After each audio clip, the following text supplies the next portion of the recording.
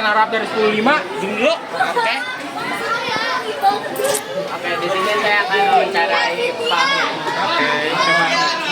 Sebelum itu, udah tahu belum biologi itu apa sih? Apa sih biologi? Saya nggak tahu deh. Biologi adalah ilmu yang mempelajari kehidupan dan makhluk hidup, termasuk struktur, fungsi, pertumbuhan, evolusi, dan interaksinya dengan lingkungan.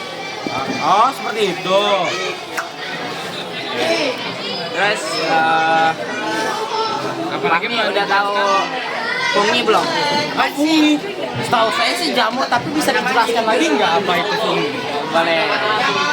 Fungi adalah organisme seperti jamur, ragi, dan kapang yang memperoleh nutrisi dengan menyerap bahan organik. Mereka berperan penting dalam dekomposisi dan bisa ditemukan di berbagai lingkungan. Oh, seperti itu. Ada lagi? Mau tahu habitatnya fungi di mana? Boleh dong, saya nggak tahu habitatnya di mana. Habitat fungi dapat ditemukan di berbagai lingkungan, termasuk tanah, air, dan sebagai parasit pada organisme lain. Oh, seperti itu.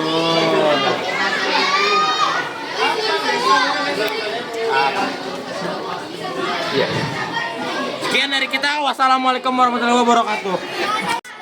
Assalamualaikum warahmatullahi wabarakatuh. Waalaikumsalam warahmatullahi wabarakatuh. Perkenalkan, nama saya Arkan dari 104. Salam. Empat di situ tuh. Saya Satria Banyugana dari 105. Anak buahnya Bu Kirana. Iya. Oke, sebelumnya saya akan di video ini saya akan mewawancari Satria. Satria udah tahu belum sih simbol dari animal hazard? Belum. Emang nggak tahu. Oke, di sini saya akan menjelaskan. Animal hazard itu keterangannya bahaya yang berasal dari hewan. Mungkin saja hewan itu beracun karena telah disuntik bermacam-macam zat hasil eksperimen atau dapat mencakar dan menggigit Anda. Terus Satria udah tahu belum hit hazard itu apa? Emang nggak tahu apa-apa. Parah banget lu. Itu adalah bahaya yang berasal dari benda yang panas. Tangan Anda akan kepanasan jika menyentuh benda tersebut. Terus, Satria udah tahu belum chemical hazard? Belum. Chemical hazard adalah bahaya yang berasal dari bahan kimia. Bahan kimia tersebut bisa membuat kulit gatal, bahkan iritasi. Terus, Satria udah tahu belum electrical hazard? Belum. Electrical hazard adalah bahaya yang berasal dari benda-benda yang mengeluarkan listrik. Oke, satu lagi. Satria udah tahu belum sharp intrusion hazard? Belum. Sharp intrusion hazard adalah bahaya yang berasal dari benda-benda tajam. Benda itu dapat melukai Anda jika tidak digunakan dengan benar. Oke. Sekian dari kami. Kurang lebihnya mohon maaf. Assalamualaikum warahmatullahi wabarakatuh. Assalamualaikum warahmatullahi wabarakatuh. Waalaikumsalam warahmatullahi wabarakatuh. Perkenalkan, saya Arkan dari 104 ingin mewawancarai Saya Haska Afriza Dinindra dari kelas 105. Alias Dodi ya. Oke. Biologi di bidang Sebelum itu saya pengen nanya tentang Aska udah tahu belum sih simbol-simbol bahan kimia berbahaya? Belum. Di sini saya akan menjelaskan simbol-simbol bahan kimia berbahaya. Yang pertama ada eksplosif. Contohnya itu ada TNT, amonium nitrat, dan nitroselulosa. Keterangannya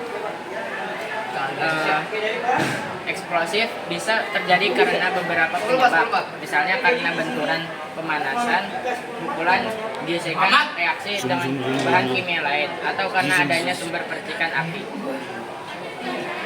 Yang kedua ada oksidising. Oksidising membakar bahan lain penyebab timbulnya api. Oke. Yang ketiga ada flammable. Flammable mudah terbakar, meliputi zat terbakar langsung, gas amat berbahaya, cairan mudah terbakar, zat sensitif terhadap air. Oke. Yang keempat ada korosif. Korosif dapat merusak jaringan tubuh manusia, menyebabkan iritasi kulit, gatal-gatal, dan dapat membuat kulit terkelupas. Oh, seperti itu. Dan kelima ada harmful irritant, dapat menimbulkan kerusakan kecil pada tubuh. Cheer, bro. Dan Aska. Aska.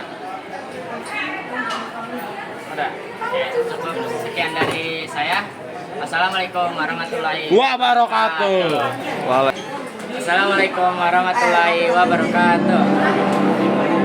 Perkenalkan, saya Arkan dari 104 ingin mewawancari Vika. Vika, sebelumnya saya mau nanya komponen mikroskop. Udah tahu belum komponen mikroskop? Kemarin saya cuma ingat lensa okuler doang nih. Sauclair. Oke, di sini saya akan menjelaskan komponen-komponennya dan menjelaskan. Lensa okuler yang berada di bagian atas mikroskop berfungsi untuk memperbesar bayangan dari lensa objektif. Lensa objektif, lensa yang berada di dekat dengan objek yang diamati, berfungsi untuk membentuk bayangan nyata dari objek pengamatan. Yang ketiga ada revolver, tuas penyangga lensa objektif yang dapat diputar sesuai dengan kebutuhan lensa objektif. Yang keempat ada tabung mikroskop, berfungsi sebagai pengatur fokus dan penghubung antara lensa objektif dan lensa okuler. Dan kelima ada meja preparat, wadah untuk meletakkan objek pengamatan, biasanya terbuat dari kaca dan dilengkapi penjepit agar preparat tidak bergeser.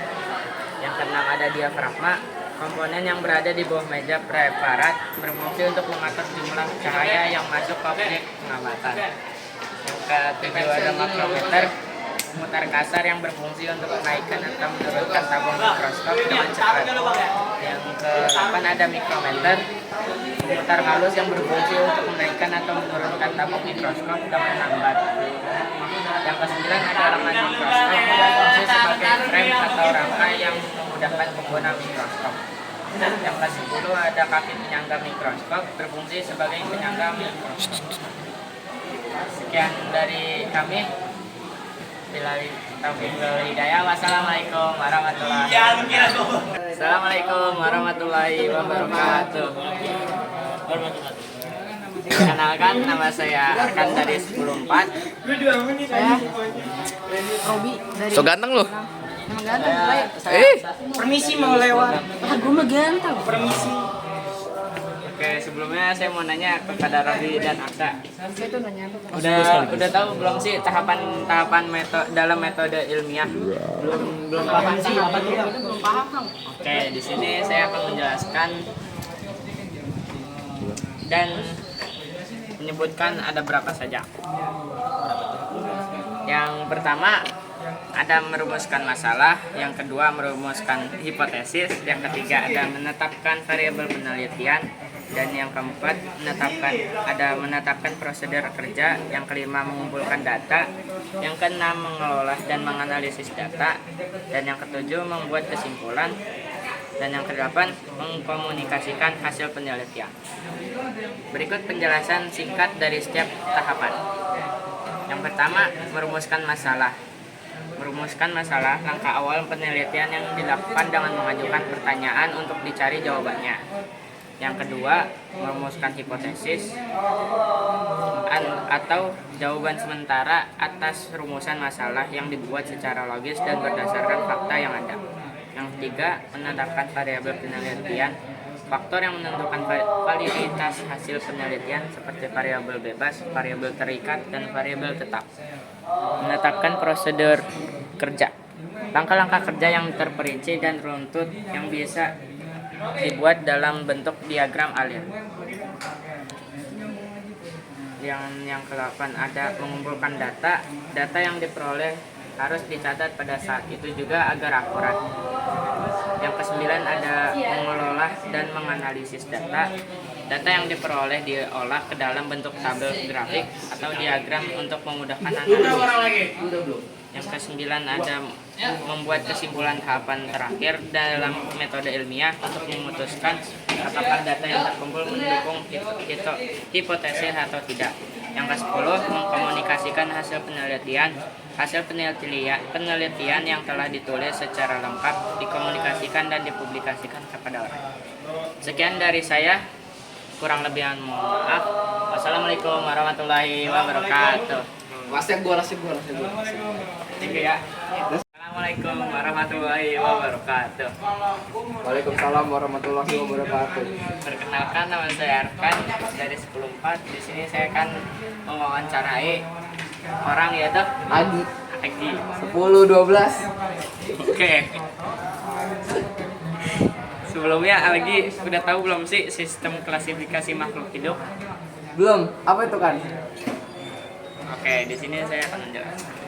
Sistem klasifikasi 5 kingdom adalah cara pengelompokan makhluk hidup yang dikemukakan oleh Robert H. Whittaker pada tahun 1969. Klasifikasi ini membagi makhluk hidup menjadi 5 kelompok besar, yaitu Kingdom Monera, organisme prokaryotik yang uniseluler seperti bakteri dan ganggang biru hijau.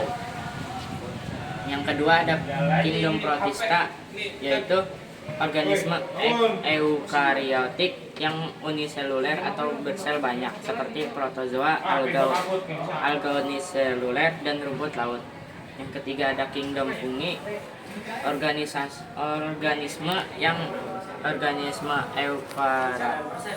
eukariotik yang heterotrof seperti jamur, kapang, dan ragi. Yang keempat ada Kingdom Plantae, organisme eukariotik yang fotosintetik seperti tumbuhan berpembuluh dan tumbuhan tidak berpembuluh. Yang kelima ada Kingdom Animalia, organisme eukariotik yang heterotrof dan biasanya bergerak seperti mamalia, burung, reptil, amfibi, dan invertebrata. Sekian wawancara dari saya, kurang lebihnya mohon maaf. Wassalamualaikum warahmatullahi wabarakatuh. Waalaikumsalam.